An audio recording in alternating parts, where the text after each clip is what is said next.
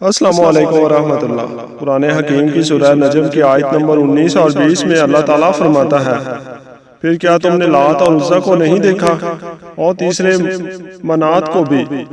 عرب کے لوگ بتوں کی پرستش میں ڈوبے ہوئے تھے۔ مشرکین مکہ کے دو بڑے بت تھے، لات اور عزا۔ مشرکین کا عقیدہ تھا کہ لات خوشحالی، زرخیزی اور خوبصورتی دیتا ہے، جبکہ عزا جسے کفار خدا کی بیٹی کہتے تھے، کفار کا معنی تھا کہ عزا سیاہ و سفید کی مالک ہے۔ دن رات کو بدلنا اور موسمی تبدیلی کا کام عزا کے سپرد تھا۔ بات بات پر لوگ لات اور عزا کی قسم کھاتے تھے، کہاں لات اور عزا کا نام لے کر خوب پیسے بناتے تھے۔ ناظرین گرامی، اب سوال یہ ہے کہ لات اور عزا کے بت کہاں سے آئے، کیسے ان کی عبادت شروع ہوئی، کیوں لوگوں نے ان کے آگے سجدہ شروع کیا اور اپنے جانور ذبح کرنے شروع کیے؟ کہا جاتا ہے کہ عرب میں ایک مشہور اور نیک آدمی تھا جس کا نام لات تھا۔ کیونکہ مکہ میں لوگ زیارت کے لیے آتے تھے، اس لیے آئے گئے مہمانوں کی خاطر مدارت کرنے کے لیے وہ ستو پلاتا تھا۔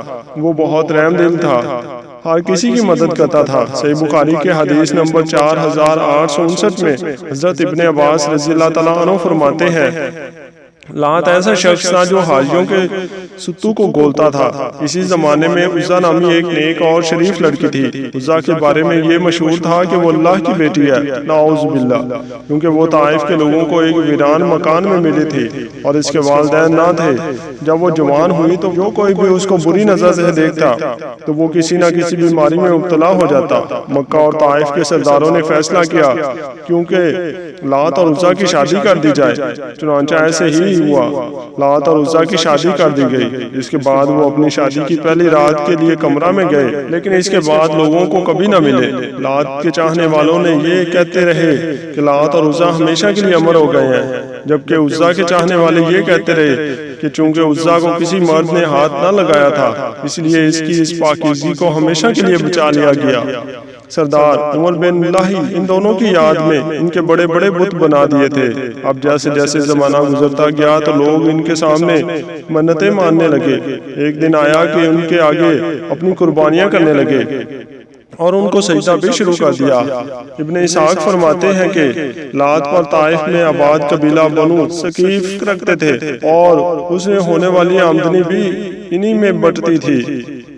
عمر بن لاہ نے بنی کنانہ اور قریش سے کہا دیا تھا کہ تمہارا رب سردی کے موسم میں طائف میں لات کے پاس اور موسم گرما میں عزا کے پاس رہتا ہے، اس لیے لوگ ان دونوں کی تعظیم کرتے تھے۔ ہر ایک کے لیے ایک حجرہ بنا دیا تھا۔ جس طرح کعبہ کو قربانی کا جانور بھیجتے تھے، اسی طرح ان دونوں بتوں کو بھی قربانی کے جانور بھیجتے تھے۔ لات کو خدا کا بیٹا اور عزا کو خدا کی بیٹی کہا جاتا تھا۔ فتح مکہ کے بعد حضور اکرم صلی اللہ علیہ وسلم نے ان دونوں بتوں کو ختم کروا دیا۔ ابن کثیر لکھتے ہیں کہ لات کے بت کو توڑنے کے لیے نبی کریم صلی اللہ علیہ وسلم نے حضرت مغیرہ بن شعبہ کو بھیجا۔ انہوں نے لات بت کو توڑ کر وہاں پر مسجد طائف بنا دی۔ اسی طرح عزا کے خاتمے کے لیے اکرم صلی اللہ علیہ وسلم نے حضرت خالد بن ولید کو بھیجا۔ اس واقعہ کو علامہ آلوسی نے اپنی کتاب تفسیر روح المعانی میں اس طرح لکھا ہے۔ حضرت ابو طفیل سے مروی ہے کہ وہ فرماتے ہیں کہ جب اللہ کے رسول صلی اللہ علیہ وسلم نے مکہ مکرمہ فتح کیا تو حضرت خالد بن ولید کو وطن نخلا کی جانب بھیجا اور وہاں عزا نامی بت تھا۔ حضرت خالد رضی اللہ تعالیٰ عنہ نے اس درخت کے پاس گئے اور کیکر کے درختوں کو کاٹ دیا اور عزا کو ڈھا دیا۔ پھر واپس آ کر رسول اللہ صلی اللہ علیہ وسلم کو اطلاع دی تو آپ صلی اللہ علیہ وسلم نے ارشاد فرمایا، دوبارہ جاؤ، تم نے کچھ کیا ہی نہیں۔ حضرت خالد دوبارہ گئے اور برابر چکنے رہے۔ جب مجاوروں نے حضرت خالد کو دیکھا تو پہاڑوں پر پھیل گئے اور کہنے لگے، عزا عزا، کہ یکا یک حضرت خالد کے سامنے ایک کالی برنا، بکھرے ہوئے سر اور منہ پر خاک ملی ہوئی عورت برآمد ہوئی۔ پھر حضرت خالد نے اس کی جانب تلوار پھیلائی اور لمحات میں اس کے ٹکڑے کر دیے اور پھر اللہ کے رسول صلی اللہ علیہ وسلم کو آ کر اطلاع دی تو آپ نے فرمایا، ہاں وہ عزا تھی۔